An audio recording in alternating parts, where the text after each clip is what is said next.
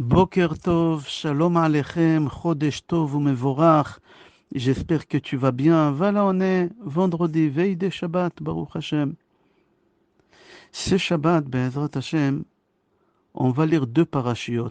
La première parasha, Tazria, et la deuxième, Metzora. Comme j'ai dit tout à l'heure, aujourd'hui c'est Rosh Chodesh, et demain Shabbat, c'est le deuxième jour de Rosh Chodesh. Aujourd'hui, vendredi, c'est la Hilula de Maharachu. Rabbi Chaim Vital, l'élève de Ramak, Rabbi Moshe Cordovero, et aussi l'élève de Aharizal. La première paracha qu'on va lire, Be'ezrat Hashem, parasha Tazria, il y a 67 psukim. Il y a 7 mitzvot total, 5 mitzvot positives et 2 mitzvot négatives. Le contenu de la paracha, il y a toutes les lois de l'impureté d'une femme qui elle vient d'accoucher. Après, les lois de quelqu'un qui a eu la lèpre sur son corps, ou sur ses cheveux, ou sur la barbe. Après, on voit les lois des lépreux tout simplement. Et après, on verra les lois de quelqu'un qui a eu la lèpre sur ses habits. Ça, c'est la première paracha qu'on va lire, parashat Tazria. La deuxième paracha, parashat Metzora, il y a 90 psukim. Il y a 11 mitzvot. Tous les mitzvot, ils sont positifs. Il n'y a aucune mitzvah négative dans cette paracha. Le contenu de la paracha, la purification de quelqu'un qui était lépreux, le sacrifice qu'il doit ramener cet ancien lépreux, les lois de quelqu'un qui a eu la lèpre chez lui à la maison, sur les murs de la maison. Après, dans la paracha, on verra l'impureté d'un homme qui a eu des écoulements, une femme qui a eu des écoulements. Après, on va voir les lois d'un homme qui a eu des pertes de semences. Et à la fin de la paracha, on finira avec Ilchot Nida, les lois d'une femme qui est Nida. Et on va commencer à faire le résumé des parachats Tazria.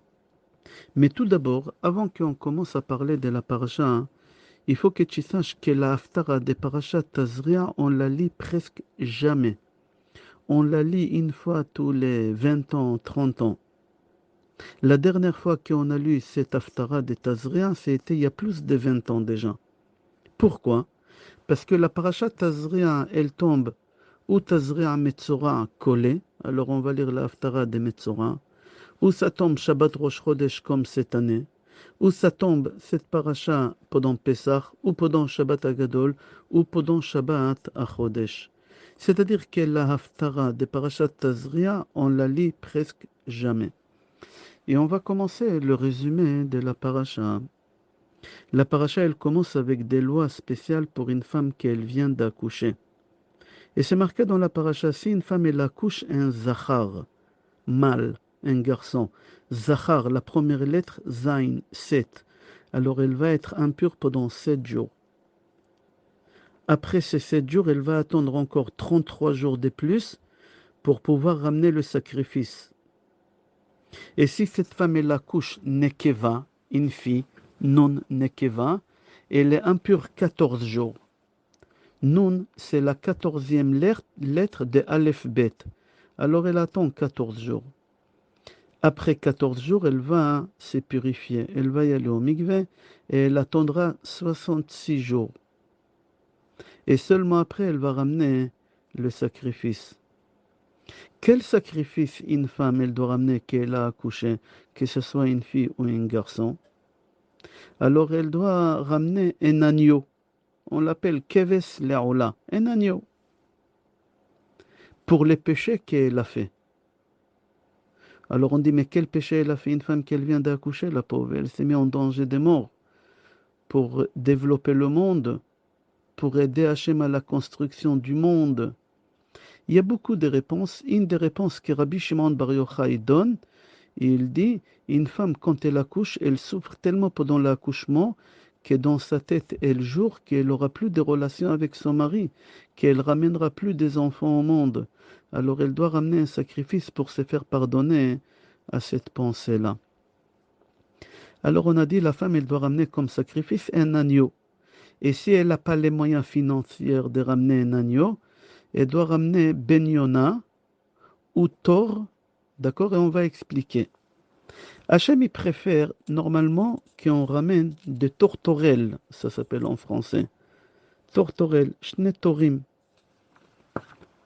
Et si elle n'a pas pour ramener 2 tourterelles, alors elle doit ramener 2 jeunes colombes, Bnei Yona. Mais je répète, Hachem, il préfère toujours qu'on ramène des tourterelles. Et si elle ne peut pas ramener de tourterelles, alors elle doit ramener Bnei Yona, c'est 2 jeunes colombes. Pourquoi Hachem il préfère des tourterelles? C'est quoi ces préférences-là? Ouvrez bien vos oreilles. Pour la simple raison que une tourterelle, je ne sais pas comment on dit ça en masculin, tourterelle aussi, je crois, ils sont fidèles un à l'autre. Ils sont fidèles chacun à son partenaire. À partir du moment qu'ils s'accoupent la première fois de leur vie, ils restent avec la même personne jusqu'à la fin de leur vie. Même s'il y a un des deux qui meurt, l'autre il reste veuve pendant toute sa vie. Il ne va pas s'accoupler, il ne va pas refaire sa vie avec quelqu'un d'autre. C'est pour ça qu'on dit en français, je crois, on dirait des tourtereaux, des tourterelles, je ne sais pas comment on dit en français. Alors Hachem, il dit, moi je préfère tout d'abord qu'une femme qui a accouché, une fille ou un garçon, qu'elle ramène comme sacrifice 2 tourterelles, mâle et femelle. Maintenant la Torah, elle te dit, si tu ramènes par 2, je préfère 2 tourterelles. Mais si tu ramènes un seul, pas par couple, ne me ramène pas un seul tourtereau ou tourterelle, un seul. Pourquoi? Parce que c'est lui qui va rester vivant, parce que tu vas égorger un, tu vas le sacrifier. Il y a un des 2 qui va rester seul toute sa vie. Il va souffrir de la solitude. Et ça, Hachem, il ne supporte pas quelqu'un qui souffre de la solitude. Hachem, il ne supporte pas cette chose-là. Hachem, il te dit, je préfère des tourtereaux si tu ramènes par 2. Pourquoi Hachem, il préfère des tourtereaux? Pour la simple raison parce qu'ils sont fidèles. Hachem, il aime un couple qui a la fidélité entre eux, jusqu'à la fin de leur vie. Une colombe, elle est fidèle aussi. Mais quand il y a un d'eux qui meurt, elle refait sa vie avec quelqu'un d'autre. Mais les tourtereaux, c'est pas comme ça. Hachem n'aime pas un homme ou un animal qui n'est pas fidèle. Hachem, il aime que les personnes qui sont fidèles. Deuxième chose, Hachem, il n'aime pas qu'un homme ou un animal souffre de la solitude. C'est marqué dans la Torah, Lotov Heyot à Adam Levado. Hachem, il dit, c'est pas bien que l'homme, quand on dit l'homme, c'est l'homme et la femme, soient seuls. Hachem, il ne supporte pas cette chose-là. Maintenant, on a compris pourquoi on doit ramener des tourterelles, pourquoi Hachem, il préfère des tourterelles, ou tourtereaux, je ne sais pas comment on dit en français. Mais tu as compris, c'est l'essentiel. On va avancer dans la paracha. On a les lois de la lèpre. Et l'ordre, comment c'est marqué dans la paracha, la lèpre, elle arrive chez quelqu'un. Tout d'abord, c'est sur le corps de l'homme, après sur l'habit, et après sur la maison. C'est quoi ces 3 choses-là? C'est les 3 choses qui couvrent la neshama. Le corps, elle couvre la neshama. L'habit, elle couvre le corps qui couvre la neshama. Et la maison, elle couvre la neshama, le corps et l'habit. Je répète, dans la paracha, c'est marqué en ordre. Si la lèpre, elle arrive dans le corps de l'homme, après dans l'habit et après dans la maison. C'est bizarre cet ordre. En réalité, nous, on sait que la lèpre, elle n'arrive pas dans cet ordre. D'abord le corps, après l'habit et après la maison. C'est pas comme ça. La lèpre, quand elle arrive, tout d'abord, c'est sur la maison, sur le bien, sur ton patrimoine, sur ton argent. Si tu as compris le message, on s'arrête là. Si tu n'as pas compris, la lèpre, elle va s'approcher à toi, sur les habits. Si tu as compris, ça va s'arrêter. Tu n'as pas compris, ça va toucher le corps, Chazvé Shalom. Alors, je ne comprends pas pourquoi l'ordre qui est écrit dans notre paracha, il est à l'envers. D'abord le corps, après l'habit et après la maison. Et en vrai, c'est pas comme ça. C'est d'abord sur la maison, après l'habit et après sur le corps de l'homme. Une parenthèse, dans beaucoup de cours, j'ai dit qu'Akadosh Baruch Hu, quand il veut donner une épreuve à quelqu'un, Hachem, il le touche dans son patrimoine, dans son argent. L'homme, il souffre beaucoup plus quand il perd son patrimoine qu'il perd sa santé. Malheureusement, c'est comme ça. Tu es d'accord, tu n'es pas d'accord avec moi, c'est marqué dans les livres. Il y a des gens, moi j'ai entendu des gens qui disent, je préfère qu'Hachem il m'enlève une jambe ou un bras, mais qui ne me met pas en faillite. Je referme la parenthèse, mais seulement d'ici on comprend qu'Hachem d'abord il donne la lèpre, d'accord, sur la maison, après l'habit et après le corps. J'ai trouvé une réponse, parce que dans la Torah c'est marqué d'abord le corps et après l'habit et après la maison. Parce que Bnei Israël, quand ils ont sorti d'Égypte, au moment que Moshe Rabbeinu il leur a lu cette paracha, hein, ils étaient encore dans les déserts. Dans les déserts, ils n'avaient pas des maisons en pierre, ils ont habité dans des tentes. Alors ils ne pouvaient pas leur dire que la lèpre, elle va arriver sur les murs de la maison. Et ils ne pouvaient pas leur dire non plus sur les habits, parce que les habits qu'ils avaient, c'était des habits miraculeux. Les habits, ils ont poussé avec eux pendant 40 ans. Dans le désert, on ne pouvait pas leur donner la lèpre, ni sur la maison, ni sur les habits. La seule chose, c'est sur le corps. C'est pour ça que la paracha, elle commence avec le corps. Comme Myriam Anevia dans le désert, elle a eu la lèpre sur son corps. Voilà, jusqu'ici, on a fait un peu la paracha Tazria. Maintenant, on va attaquer la deuxième paracha, parachat Metzora. Qu'est-ce qui veut dire le mot Metzora? Metzora, si tu coupes en deux, ça fait Motzi Ra. Tu fais sortir des mauvaises choses de ta bouche. Il y a des gens, toujours, ils adorent, ils aiment faire sortir de leur bouche des mauvaises choses. Critiquer, vexer, humilier, rapporter, ou tout simplement se plaindre. Je ne suis pas heureux. Pourquoi tu m'as donné tel mari? Pourquoi tu m'as donné cette femme? Pourquoi tu m'as donné cet enfant? Pourquoi tu m'as donné des parents qui me cassent les pieds? Pourquoi j'habite dans cet endroit et pas ailleurs? Ils font que se plaindre. Tu leur poses la question, alors comment c'était Pessah le séjour? Il fait que se plaindre, que ce soit pour la nourriture, que ce soit pour l'avion, que ce soit pour la piscine, que ce soit pour les prières. Il fait que se plaindre. Tu lui dis alors comment c'était le mariage de David? Tu es parti, moi j'ai pas pu y aller. Et lui, il fait que se plaindre. Oui, les plats, ils les ont servis froids, ils les ont servis en retard, il avait trop des discours des rabbins, il avait trop des danses, il fait que se plaindre. Un homme qui fait sortir de sa bouche des mauvaises choses et que des plaintes et que des critiques et que des humiliations, il aura la lèpre, Hachem Yatzilenu. C'est la maladie qu'il aura. C'est ça le nom de Metzora. Motzi Ra, c'est quelqu'un qui fait sortir de sa bouche des armes. Ta bouche, c'est une arme, c'est marqué. Cheref pipiyot be'adam. Tu as une épée tranchante dans ta bouche, c'est ta langue. Hachem, il dit à la langue, tous les membres de corps, ils sont horizontaux. Non, pardon, ils sont verticaux. La seule chose qui est horizontale, qui est couchée, c'est la langue, c'est toi. C'est un signe pour te dire sois passif, dors, ne parle pas. Le moins tu parles, mieux c'est. Avant de parler, tourne ta langue 7 fois.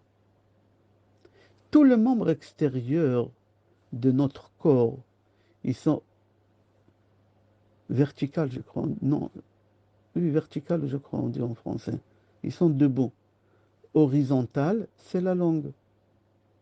Et pas seulement ça, tous les membres de corps, ils sont à l'extérieur, qui sont dans cette position, je ne sais plus si c'est horizontal ou vertical, mais tu as compris, ils sont à l'extérieur, on les voit.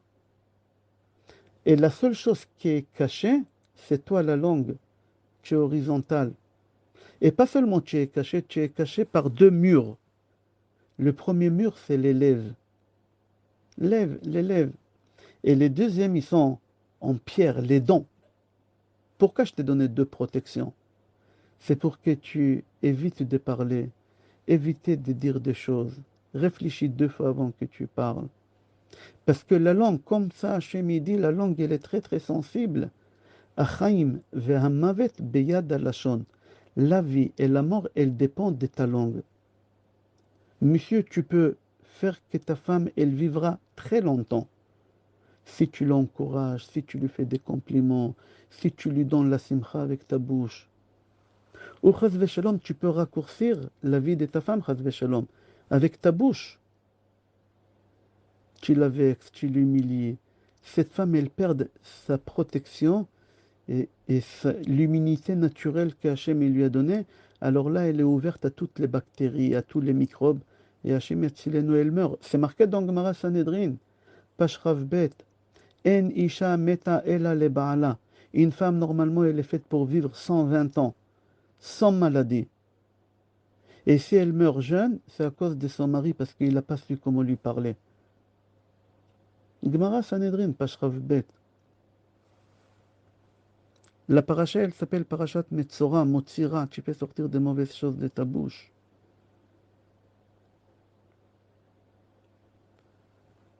Ces deux parachiotes là, en général, j'ai dit on les lit après Pessah. Pourquoi? Pour te dire, souviens-toi, pourquoi on est rentré en Égypte en esclavage? Parce qu'on avait une mauvaise bouche. On a rapporté, Yosef il a rapporté, ses frères ils ont parlé. Comment on dit mauvaise bouche en hébreu? Pera. Si tu colles Pera, ça fait paro. Alors on avait la mauvaise bouche, Hachem il nous a fait rentrer chez quelqu'un qui s'appelle mauvaise bouche, paro, Pera. Et on est resté là-bas 210 ans pour apprendre à changer notre langue, 210 ans. Et on est sorti de là-bas à Pessah, la bouche qu'elle parle, comment elle parle, que des bonnes choses. 210 ans, ça nous a appris comment parler du bien. Mis à part ça, on devait rentrer en Israël tout de suite. Mais on s'est attardé dans le désert 40 ans. Pourquoi? Encore à cause de la mauvaise bouche. De qui? Des explorateurs. Ils ont rapporté la Shonara sur Eretz Israël, sur les pierres, sur les arbres, sur les habitants. Hachem, il a dit, restez ici encore 40 ans pour nettoyer votre bouche. Comme le migvé, pour se purifier, 40 CA. Marque le mot Maboul. Mem, Bet, Vav, Lamed. C'est Rachet Tevot, Mavet, Vechaim, Beyad, Lashon. La vie et la mort dépendent de ta bouche. C'est-à-dire, à cause de ta bouche, tu peux ramener des maboules, tu peux ramener la déluge chez toi, Chaz Shalom. Viens, on va finir avec quelque chose de sympathique. Dans les 10 plaies, parmi les 10 plaies que les Égyptiens ils ont eu, dans la plaie des grenouilles, Hachem il a récompensé les grenouilles. Pourquoi? Les grenouilles se sont suicidées, ils se sont jetés dans les feux, dans les marmites bouillantes, dans la nourriture. Et Hachem il les a récompensés qui ne sont pas morts. Pourquoi?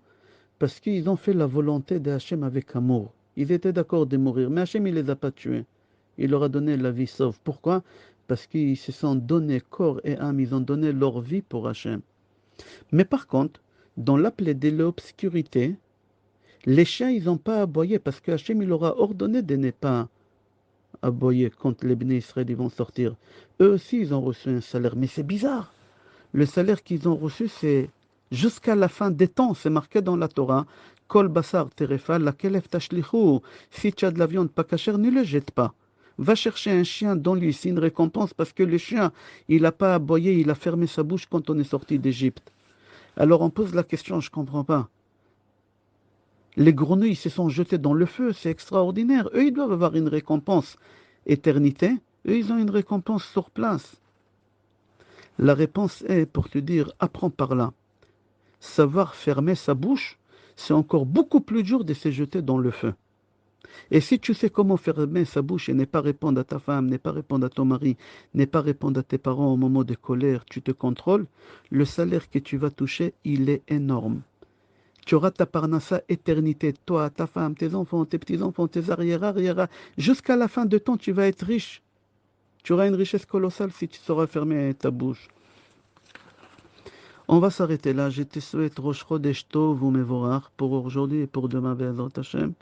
N'oublie pas le Hilula de Maharachu Rabbi Chaim Vital. Et n'oublie pas Pirkei Avot. On doit lire ce Shabbat, deuxième chapitre des Pirkei Avot, Be'ezrat Hashem. Je te souhaite Shabbat Shalom, Bracha ve'atzlacha, Besorot Tovot, Yeshod ve'nechamot, Chodesh Tov et Kol Tov.